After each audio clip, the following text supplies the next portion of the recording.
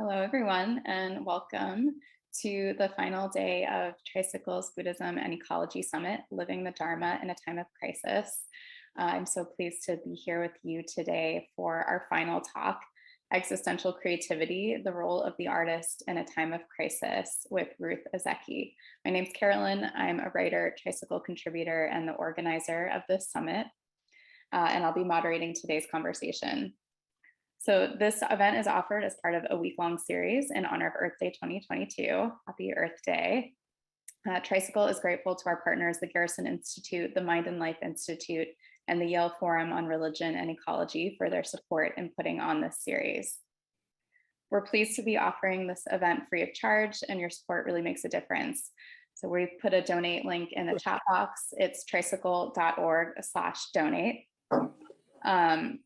And if you'd like to rewatch any of the events from the series, the replays will be made available to all registrants after the week's events have concluded.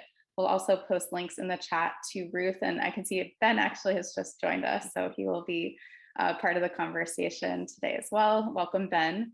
So we'll post links in the chat to Ruth and Ben's latest books.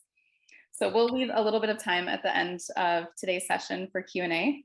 Feel free to drop your questions in the Q&A tab, and we'll get to as many as we can at the end of the session.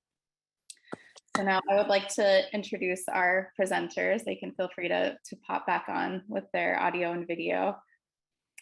Ruth Ozeki is a novelist, filmmaker, and Zen priest. She is the author of 4 novels, The Book of Form and Emptiness, My Year of Meats, All Over Creation, and A Tale for the Time Being, which won the LA Times Book Prize and was a finalist for the 2013 Booker Prize and National Book Critics Circle Award. A longtime Buddhist practitioner, Ruth was ordained in 2010 and is affiliated with the Brooklyn Zen Center and the Everyday Zen Foundation. She lives in Massachusetts and teaches creative writing at Smith College. So welcome, Ruth. Thank you. And Ben Okri is a poet, novelist, essayist, short story writer, anthologist, aphorist, and playwright. He has also written screenplays. His many works, including The Famished Road, Astonishing the Gods, The Age of Magic, and most recently, Every Leaf a Hallelujah, have won numerous national and international prizes, including the Booker Prize for fiction. I'm just going to make sure that Ben has everything he needs to hop online here, and we will get started. Can you hear me? Yes, we can hear you. Welcome, Ben. Thank you so much. Are you able to turn on your video here? Yes, just give me a second. I'm in a hotel room in Stockholm. It's been be with you 1 second. Yes, well, take your time. So we'll get started with Ruth. So again, the topic of today's talk is existential creativity and the role of art and beauty and imagination in addressing the climate crisis. And Ruth, your 2 first books were really heavily focused on environmental issues. All Over Creation, you envision the end of nature with what the New York Times calls an apocalyptic cheerfulness. And I would love to hear if there was a sort of point of origin or a sort of a crystallizing moment when you knew that you really wanted to focus on environmental issues for your first books. Sure. Yeah. I mean, I think that when I start to think about working on a book, it's usually because I have some kind of problem or question that's bothering me that I want to, spend time thinking about, right? And in this case, it was very political, really. The first book I wrote, My Year of Meats, was a story about, a documentary filmmaker. It was also a very personal book. It was a story about a documentary filmmaker who was making, a cooking show sponsored by the U.S. meat industry. right? And it was about the pharmaceuticals that the documentarian sort of discovers, a lot about the workings of the meat industry, and particularly the pharmaceuticals that were being used in meat production. And the story is about two women on opposite sides of the planet, this documentarian in New York, and the Japanese housewife in Japan who's watching these television shows, right? And I used to work for Japanese television myself, and did a program that was very much like this, right? But I also did other programs. I mean, I worked for some of the greatest corporate criminals in the world, right? And I smile about it now, because at the time I was just trying to pay the rent. I was doing this work and it was fun. But then, gradually as I was doing it, I started to feel, a sort of question started to arise, like, how is this possible that I can, do this work? Not, and continue to do it, right? Eventually I stopped doing it. And the book was, I think, an attempt to try to understand some of these questions. I often say that I often sort of realize that I write out of remorse, out of a sense of remorse. And the book is a way of, sort of thinking about these ideas. And so I wrote the first book that way, My Year of Meats. But then I realized, that the issues that I had started to write about were far more complex. It could be than anything I could handle in a single novel. And of course, the writing of the novel made me ask more questions, right? And also made me feel more remorse, because as soon as you write a novel and you put it out into the world, you realize you've done so many things wrong, right? You've gotten so many things, sort of wrong, or you've neglected certain areas of the issue. And so All Over Creation was an attempt to address that. In this case, it was really the situation of farmers on, family farms who were being targeted by large biotech corporations, and encouraged to use these copyrighted, trademarked, agricultural products in their farming.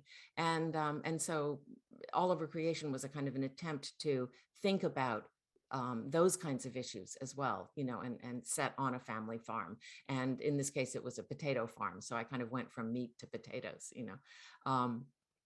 but it's there's no way, I think, in a work of fiction to resolve these questions. But at the same time, it's very much that, I mean, that's not really why I'm writing it. It's not, I'm not writing them in order to educate anyone except myself. Writing a novel is an excuse to spend, I'm a very slow writer, so, years sort of diving deeply into these questions that really perplex me.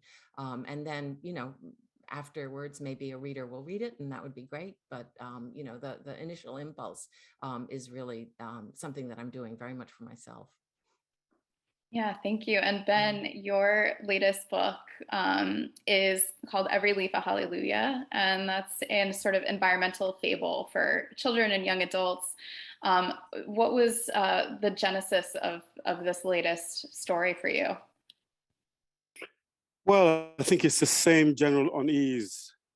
I think before I start speaking, I really want to say thank you all very much. And it's a special pleasure being here.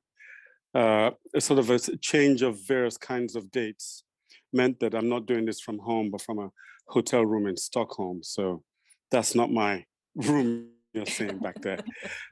Ruth, it's a real pleasure meeting you. It's a real pleasure meeting you, Ben. I was so excited to know that we were going to be doing this together. Yeah, me too. And thank you for the wonderful explanation you gave about your practice.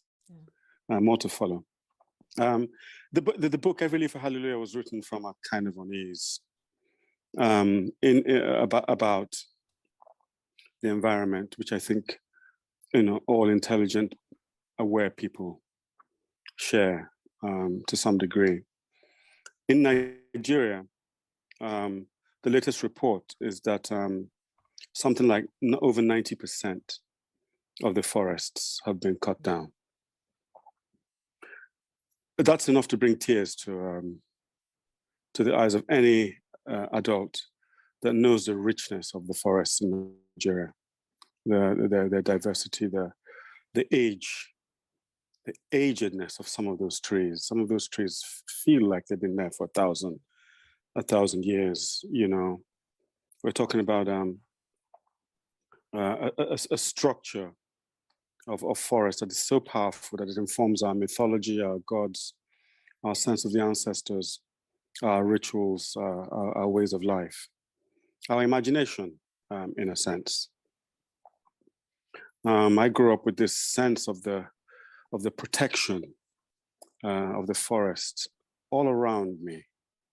And over the years, I watched as the forest diminished and trees were cut down and carted off.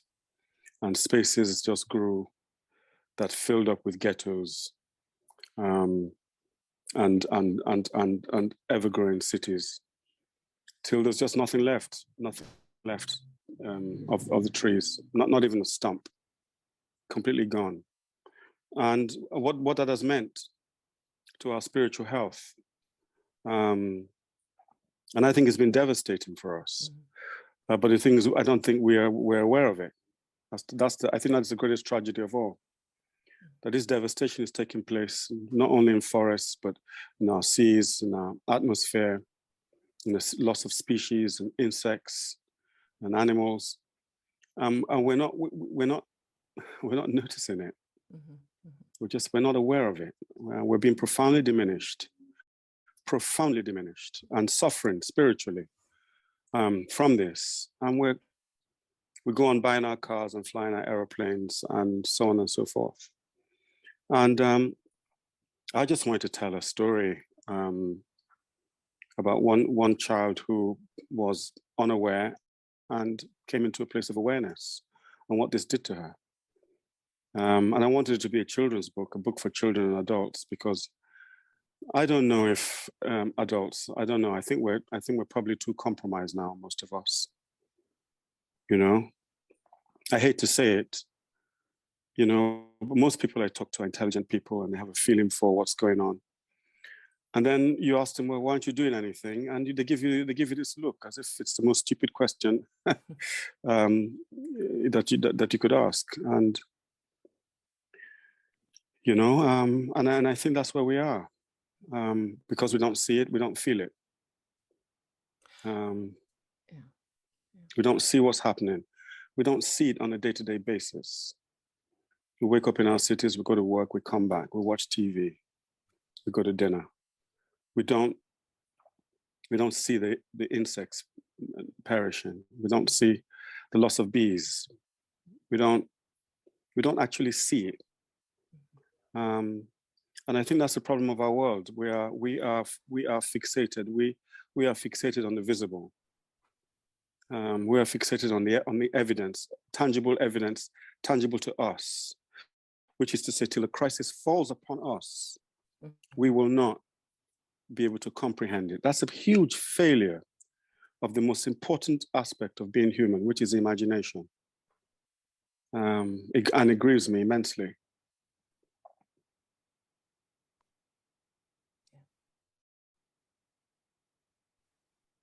Ruth, which looked like you had something to say there. Yes, so much of what you're saying, Ben, of course, you know, moves me and angers me. And one of the things that I am interested in, I think, is exactly this ability that human beings have to, you know, to live in ignorance. And you know, it's a particular kind of ignorance, though, because it's a volitional ignorance. It's an ignorance that, you know, that is really all about ignoring, right? The idea that, you know, that we purposefully ignore, we choose to ignore, you know, every day, you know, all of the, you know, all of the things that are, you know, that are working to destroy this habitat that we depend on as, as beings, right? And so how does that ignorance work? How does that mechanism of ignorance work? How do the mechanisms of denial work? And I think this is something that, being in the commercial television industry, for as long as I was, I lived inside that mechanism. That mechanism works, through the kinds of, manipulations of what we perceive to be real, right? What we perceive to be important. And those are all bought and paid for, right? They're bought and paid. I grew up in an era of television, but now it's the internet. It's the same mechanisms, the same sort of global capitalist mechanisms are at work to train us in that kind of ignorance. And that those questions are the ones that really perplex me. And I think that, so this idea of how we are trained to perceive what is real, right? And how we are trained to ignore and live in ignorance that results from that ignoring, that act of ignoring, is something I think that's, that's so crucial here. And, the fact that we're talking about this in a Buddhist context, I think is really quite interesting and hopeful, in the sense that I think that that what Buddhism is trying to do is to help us penetrate and wake up from that cloud of ignorance, right? And help us to see clearly. And I think that's what, artists are trying to do in our art as well, and writers are trying to do in our writing.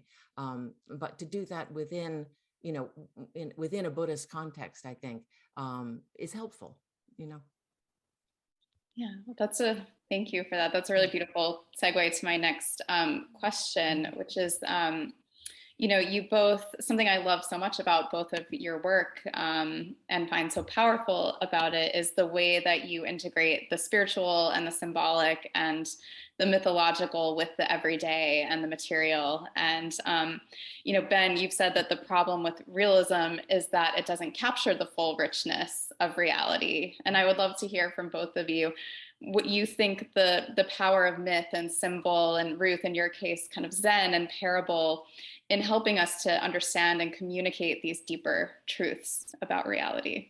Mm-hmm. Well, I've always felt, but it took me a while to express it clearly, that realism is much less than reality. We need to demote the term realism. We really need to. It is a kind of sub-realism, in a way. What we call realism, again, is this heavy investment in the surface of things, in the visible aspects of things, and in profoundly promoted structures of that acceptance, what Ruth called the great capitalist, etc., etc.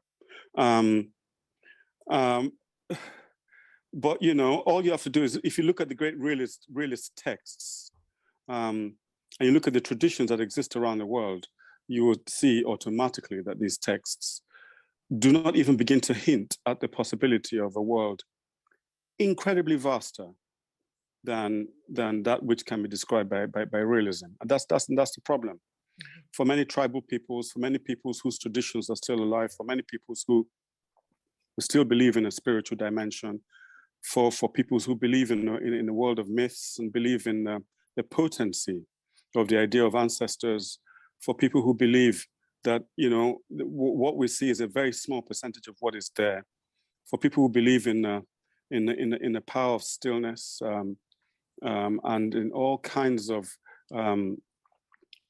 powers of the spirit. Realism is not only a diminishment; it's in some ways an outrage against the possibility of the human spirit. I've always, when I grew up as a writer, one of my key challenges was to mount a sustained attack on what realism is doing to our perception of the world and our perception of one another. It diminishes us. It really does. It does not begin to allow for, if it weren't for the very special attack and incursion of great modernists like Joyce and Woolf, even even the dimension of the inner world itself was not really properly admitted into the surface of texts, in spite of the fact that all the great ancient texts of Homer and Virgil, the Epic of Gilgamesh, all those old texts, the Buddhist texts, the great old Indian texts, they all bore witness to the fact that a human being is a continent, a human being is a universe. You know, we have dimensions to us. And if we do not address those dimensions, if those dimensions are taken out of the play, it makes it easier for us to be manipulated. It makes it easier for us to be taken down this route which leads to deserts of the heart, to borrow a phrase from Camus. And I'm in great sympathy with Ruth's Zen aspect, a program to her work, because I had a period of profound Zen training, which is part of my vision of life. I think a literature without the spiritual does not really deserve the full title of a literature. And our collective way in which we're dealing with the world is partly conditioned by this perception of the world. And I think one of the ways in which we're going to be able to deal with what is happening to us, the environmental crisis and various forms of injustice, outrages in this world, is by redefining what it means to be human. For as long as people are seen in a narrow context, it is very easy to dehumanize them. The minute you put back the vastness of what it is to be human into the picture, it's a bit harder, because you're dealing with a human being just as rich and as complex and as wonderful as you are. So the dimension of myth is crucial, I think, to dealing with the climate issue. Our ancestors understood this. It's the reason why they had, forests as gods. They had river nymphs. It was a way of getting us to appreciate the fact that these are wonder presences in our world. These are things to be respected in the highest sense. It did not occur to them to start to pollute. Why would you pollute a river that you've raised to a level of myth? You wouldn't do that. So you kill off myth first, and then you can pollute the rivers. It's easy after that. Sorry, I don't want to get carried away. No, it's so true, though. It's beautiful. It's absolutely beautiful. Thank you for that. You've just explained something to me too. I was raised very much in a realist tradition, and that was my conception of what literature should be. But at the same time, what I found myself, yearning towards was the literature of, Gabriel Garcia Marquez or the fabulists. And but I thought it was impossible. I thought that was something that was impossible for me to breach. And but in my more recent work, I think that's what I've been trying to do, and I never really quite understood why I was trying to do it. But I think you've just explained something to me about my own development as a writer that I hadn't quite understood. There's in the in my first book, I remember, I think that at the end there was a line that said something like, maybe sometimes you have to make things up to tell truths that alter outcomes.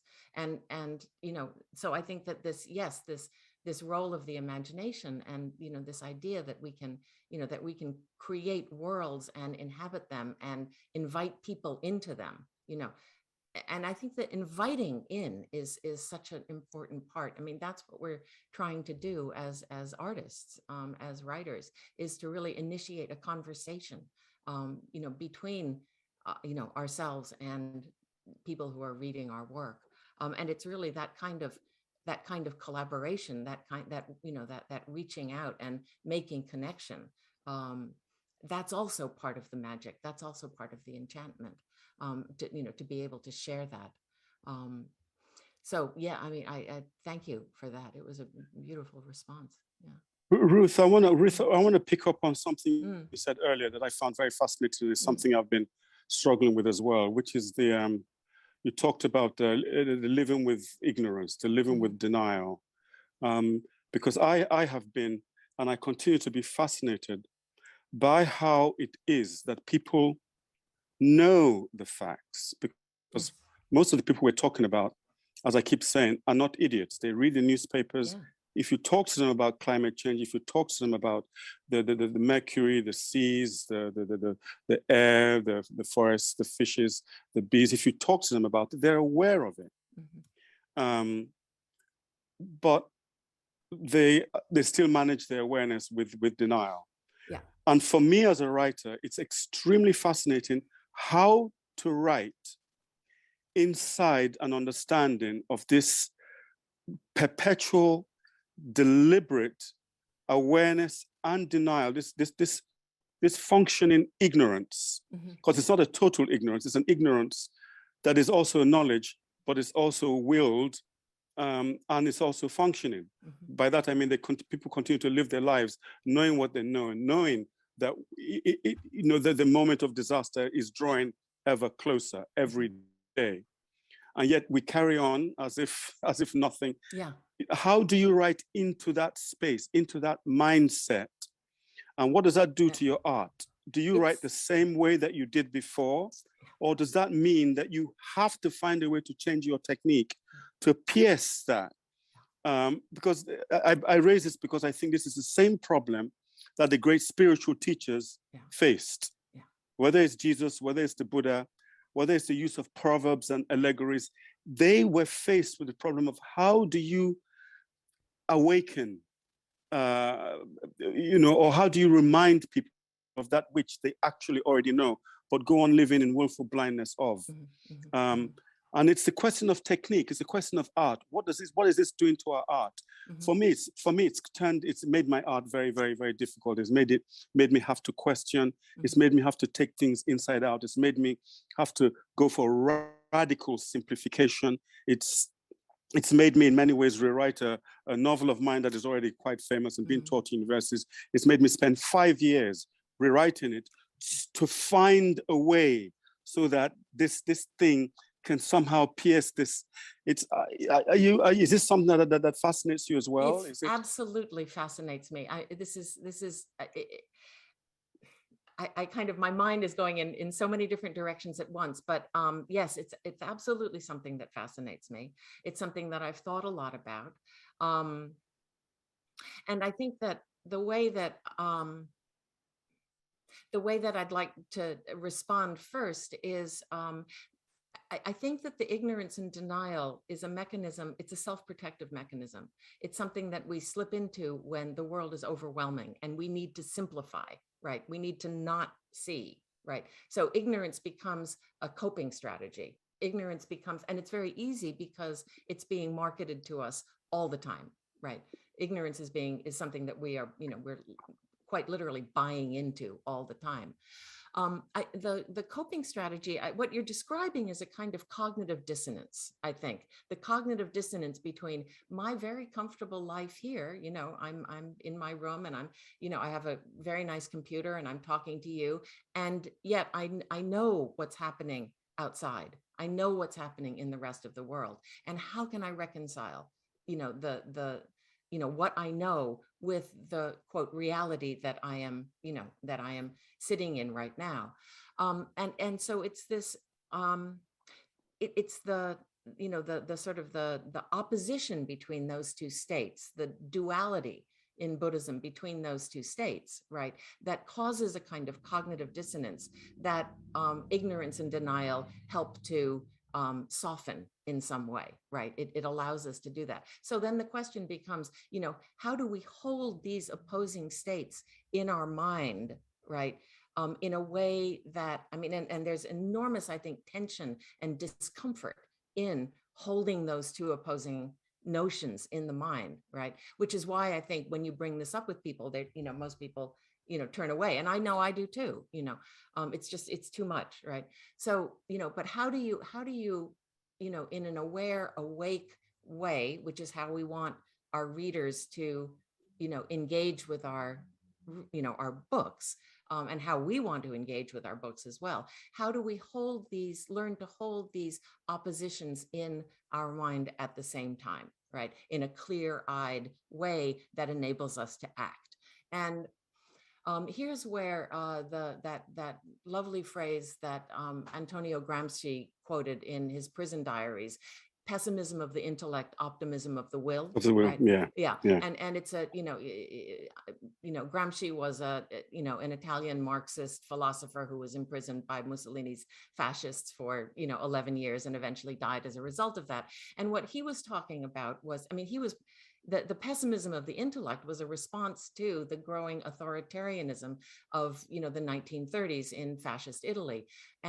But his optimism was, a commitment to act, right, to affect socialist transformation, through a workers' movement at that time. So on one hand, aware of the, the growing fascism, on the other hand, this commitment to act, right? And that's the optimism of the will. And what's fascinating about that, I think, first of all, his analysis of fascism is, as useful to think about today as it was in the 1930s, but to look at this through a Buddhist lens, right? And what strikes me is how clearly, or how well this phrase maps onto the Bodhisattva vow, right? The Bodhisattva vow, and it's particularly the second line of the Bodhisattva vow, delusions are inexhaustible, I vow to end them, right? And that's the translation that we use. The whole vow, is, beings are numberless, I vow to save them. Delusions are inexhaustible, I vow to end them. Dharma gates are boundless, I vow to enter them. Buddha's way is unsurpassable, I vow to become it, right? And so this is an interesting vow because, of course, what it's doing is it's recognizing the paradox. It's sort of articulating the paradoxical tension between these two opposing states, right, that we see in pessimism of the intellect and optimism of the will, right? So, we understand that delusions are inexhaustible, right? And that might normally lead us to kind of to pessimism, but instead we vow to act optimistically to end them, right? We vow to do that, even if, and perhaps because, delusions are inexhaustible, right? And somehow thinking of the world in those ways, right? Kind of having a model to engage with the world in that way, that radical, non-dualistic way, resolves the tension a little bit. It gives us a kind of a model for sitting with that cognitive dissonance, right, that we naturally want to resolve.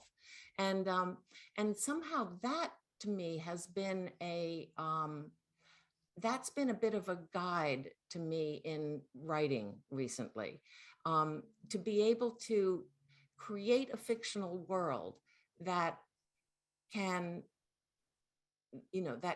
not comfortably, that's the wrong word, but that can clearly see and hold those, that kind of those dualisms in a non-dualistic way, right? That to be able to kind of create a world, imagine a world that can do that. And invite readers into a space where, where they can do that. And to, honestly, this is selfish because it's, excuse me, for me, it's about creating a space where I can sit and hold this paradox, and that's what the process of writing the book is, right? But it's being able to hold and clearly see the complexities, right? And to realize that on one hand, yes, maybe it's impossible, right? But on the other hand, I'm going to do it anyway. I'm going to do this anyway, right? I'm going to see it. I'm going to see it for what it is clearly, and I'm going to act. That to me seems like an attitude that is worth cultivating, because without that, the world collapses into polarity, right? It collapses into fundamentalism. It collapses into fascism, right? What we need is a more complex, richer view, world view, in order to be able to do the kinds of things I think that need doing at this point. And so I guess, this whole thing is just a way of describing, either, an either or mindset, which is a kind of flattening mindset, either this or that, or a both and mindset, right? Which is a larger, more all-encompassing, all-inclusive mindset. And I think that's what I'm trying for in my writing, if that makes sense. I think there might be a third point, actually, which is slightly more troubling, because that gesture you made earlier, I found very, very, very striking. It's almost a dancer's gesture, where you present people the fact that you say they don't want to know. It's very ancient Greek. Very, you don't want to know. And here's a paradox, and here's a fascinating problem. We don't want to know, yet that which we don't want to know is going to fall upon us if we don't know. Right. So wanting not to know is hastening the very thing that we don't want to know about, except that we will then know about it in a way that is much worse than being told about it. Yeah. This is it's a terrible paradox. Yeah. Which every year, with the all the various bodies that tell us about the increasing environmental disasters and 2030 and the ozone and all of those facts that we know only too well, every year these facts become more frightening. We know of islands now that are being submerged. We know water levels, we know the desertification in places in Africa.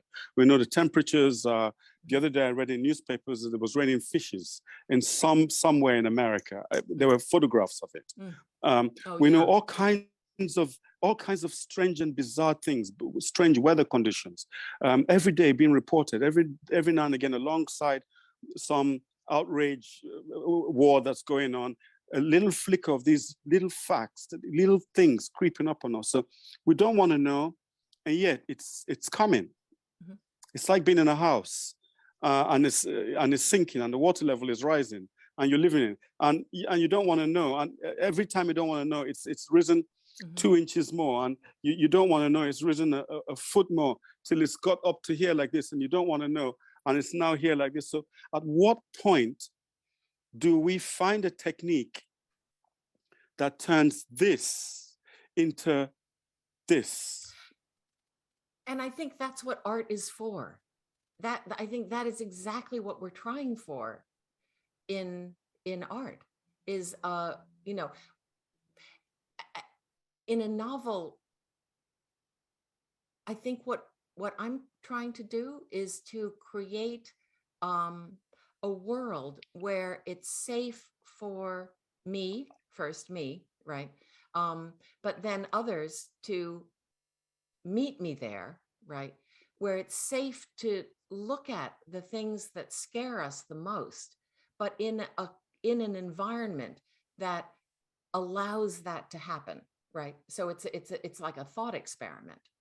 And so creating this world that is a novel, right? That is a fictional world. I enter it, I invite readers to enter it as well. We coexist there, right? We co-create it because, of course, I only do part of the work. The readers do the rest of the work, right? So we're in this space, we're co-creating this fictional world. It feels safe enough for us to be there and look at, really look at our fears rather than doing that, right? So we're in this fictional space, we're looking at our fears, right? And then, I hope, we leave and we're slightly changed as a result of that experience, that interaction with art.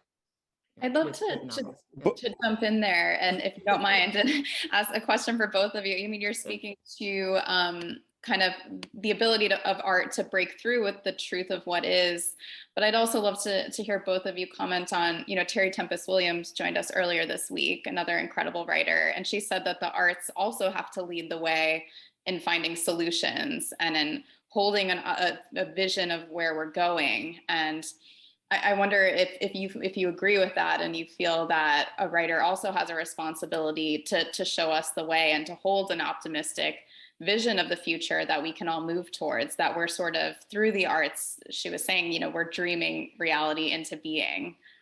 I don't know about that. I don't know about that. I'm very uncomfortable with the idea that the artist ought to, one, give solutions, to give an optimistic vision. Because again, let's take the analogy of the room. You're in this room, every 1 hour, the water level rises 2 inches.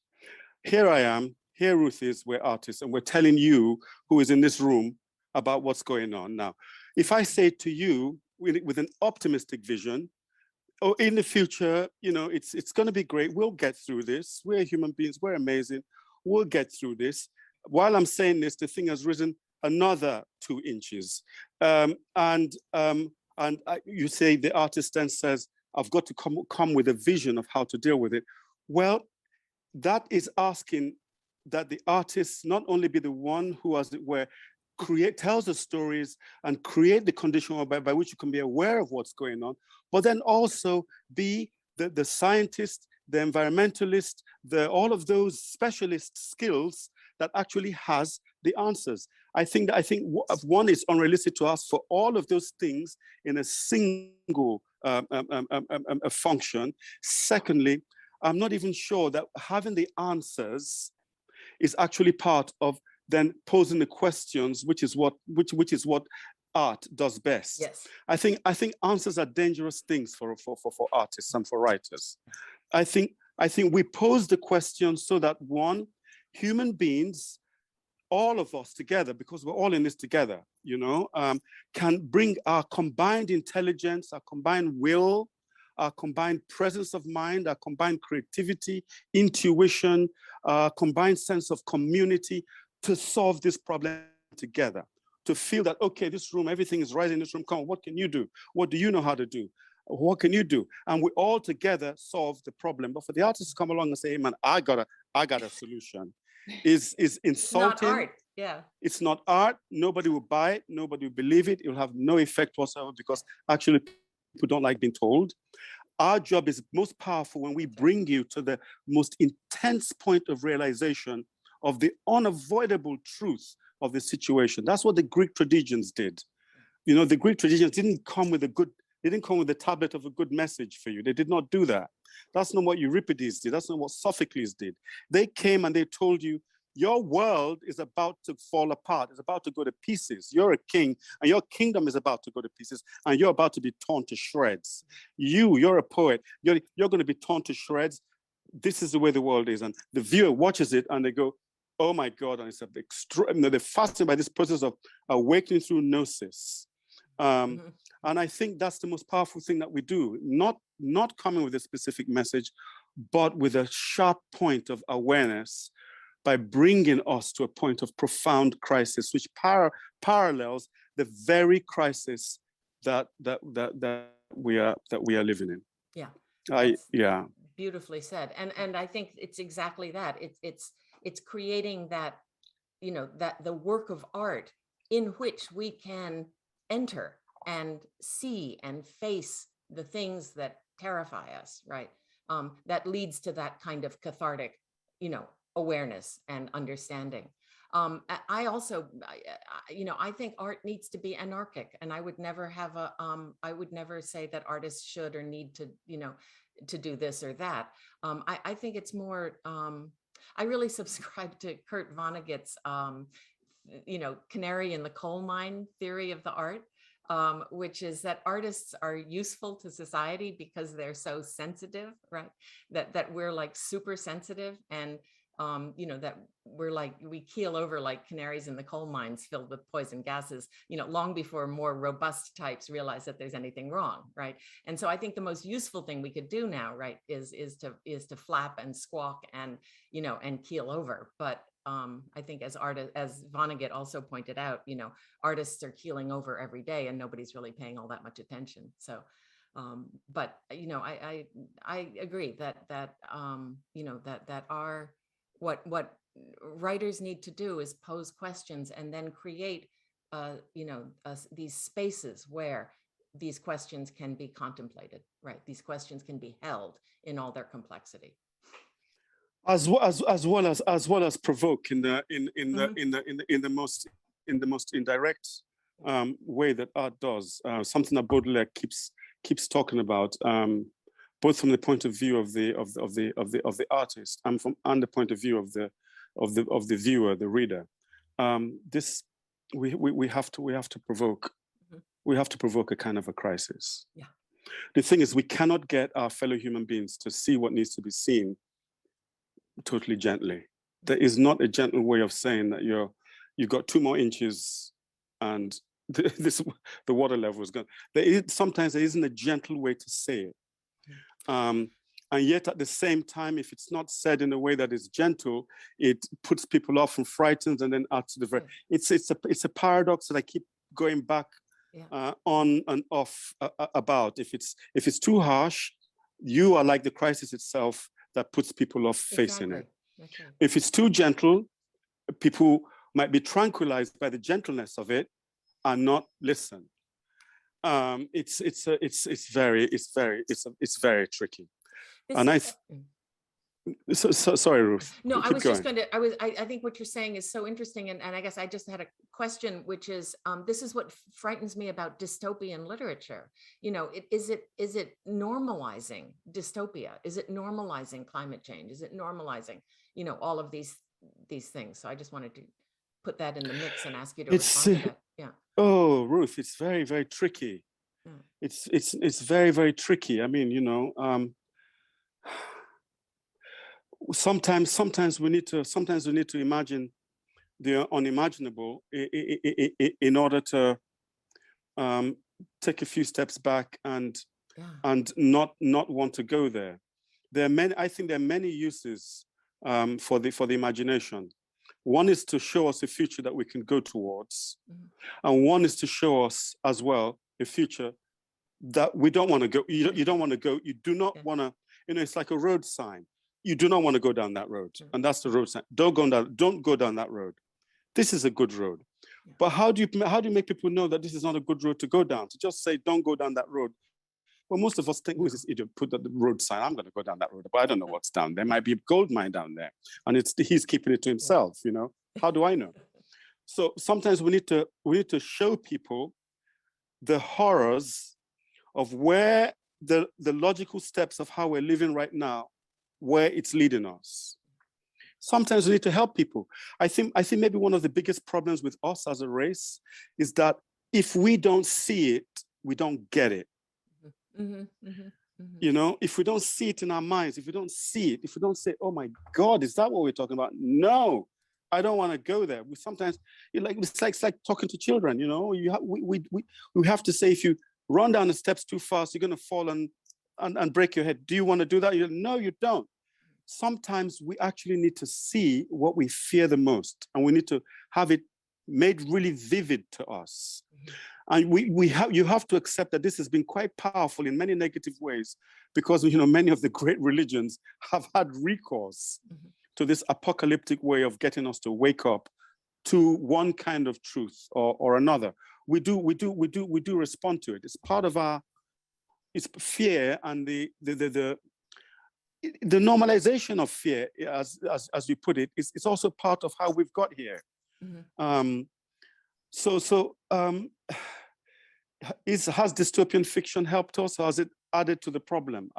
It's very hard to say. All I can say is that you remove dystopian fiction completely, and I think we'll be poorer. But you know, what do you feel, Ruth? Well, I agree. It's complicated, and it's not an either or. It's not either dystopian fiction is good or it's bad. It's I love dystopian fiction, and in fact, that's, you know, my problem, I think, is that my mind goes there so easily. And so again, I don't struggle with the pessimism of the intellect part of that, you know, that dynamic. You know, I fall naturally into the pessimism of the intellect. It's more the, you know, the optimism of the will. So how am I going to sit with the discomfort of knowing all of these things? And how am I going to enact the bodhisattva vow? You know, delusions are, you know, numberless. I vow to end them, right? You know, how do I, you know, continue to get up every day and, you know, read the newspaper and live my life? How do you, Ruth? I meditate a lot. Because I Say, think that's what, I think that's same what here. meditation, meditation Yeah. does that. It allows you to sit with your discomfort. And I think that we've in a way, just in terms of, the amount of quote, information that we have coming at us all the time has created a level of cognitive dissonance that is probably, never been higher in human history. And so then how do we sit with that? How do we sit with that information, in our bodies, in our very human bodies? And, and how can we train ourselves to be able to hold that, right? And not, not freeze, right? Which is what an animal would normally do.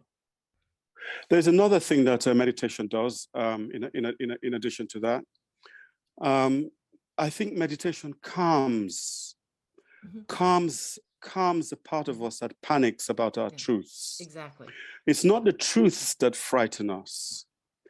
It's our panic about them. It's our fear. It's our feeling of helplessness, the feeling that there's nothing we can do about it, that we're overwhelmed by it, that it's bigger than us. And I think meditation restores us to that calm, without which, one, we cannot face the truth. Two, we cannot actually think clearly about how we can get out of it. And three, restoring us to, actually, I'm going to use a word that's, take a deep breath, that restores us to our magnificence, actually, so that actually, in relation to the things that we fear, we don't feel quite so powerless. And I think the restoring us to our magnificence and the calming of us is, I don't think we're going to get out of this situation without. Let me phrase it another way, Ruth. I don't think it's just knowing the facts and knowing the resources out there to deal with them that's enough. I think our own internal response to it has to change. So I think we as artists also need to function deliberately or undeliberately on a spiritual plane. Yes, absolutely. That's how bad things are, that the realism of the situation is no longer enough. We also need to have a spiritual dimension, because it's the only dimension that makes us feel that we are actually up to it. How are we going to feel? How are we going to face these problems if we do not feel that actually we are up to it? And how are we going to be up to it if we're not calm? There was this wonderful Zen Buddhist nun who was also a novelist. Her name was Setochi Jakucho. And she was a very famous novelist when she was young in the 1950s. And she wrote very racy kind of, slightly, sort of pornographic novels about women and sexuality, right? But she wasn't a nun then. She was, she wasn't a nun yet. But so she did this, and she was really ostracized by the predominantly male, literati at the time, because, they called her a pornographer, and, she wrote about her lovers, and she wrote about, sexual relations. Anyway, she had a nervous breakdown, and then she shaved her head and became a Tendai Buddhist nun in Japan. And the reason that she did that, and at that time she said, I may never write again, and as it turned out, she did continue to write, and she wrote brilliantly, right? And in an interview, she said that she needed, that she couldn't continue writing unless she did this, but doing it also meant that maybe she would lose her writing. But the problem was, she said, is that she needed a backbone. And Buddhism, spirituality, meditation is what gave her that backbone, right? And that ability to continue. And she did. And she lived, she died just recently, I think last year at the age of 99. One of the last times I saw her, she was, she was, I didn't see her personally, but I was watching her online.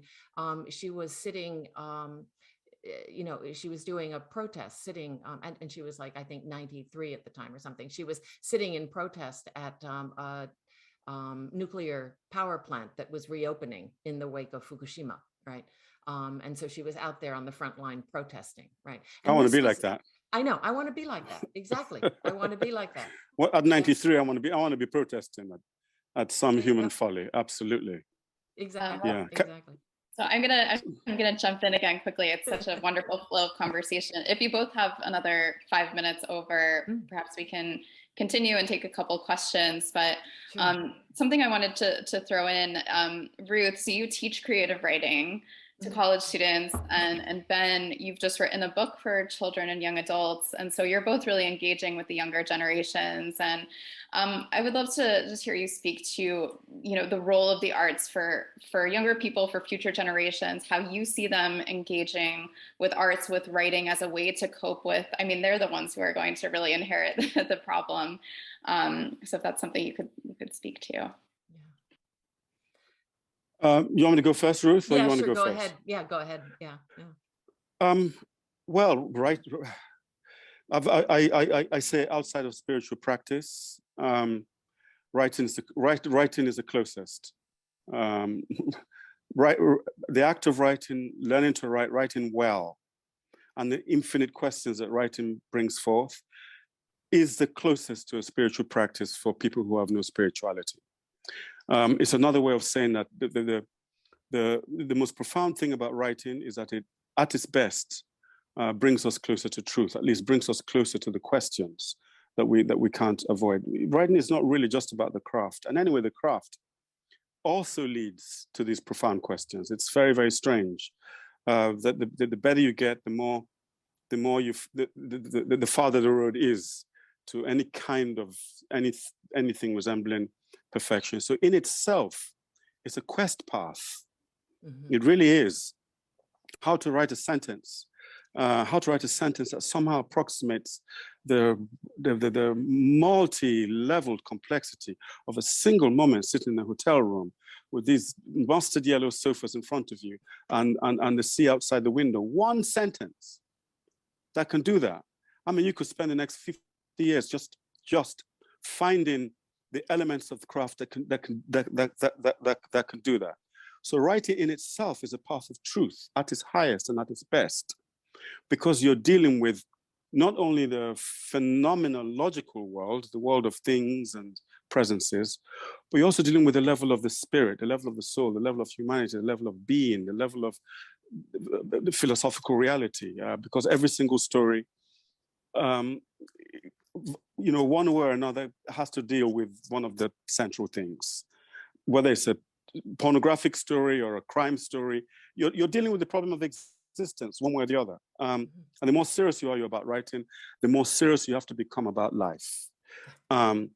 So I say writing is a path of truth, and writing helps us to clarify our minds, helps us to clarify our thinking. Writing helps us to observe the world. It's a great tool of perception, of